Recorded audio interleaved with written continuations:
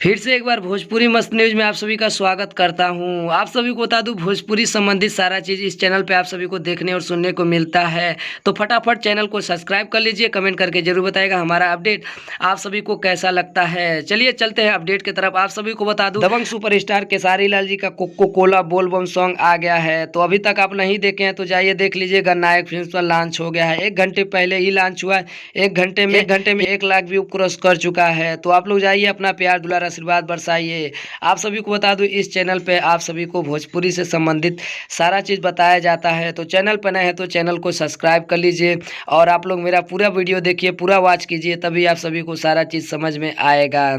इस पे भोजपुरी संबंधित सबसे पहले आप सभी को बताया जाता है।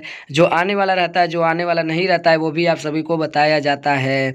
उम्मीद है कि आप सभी को हमारा अपडेट आप सभी को बहुत ज़्यादा पसंद आता होगा।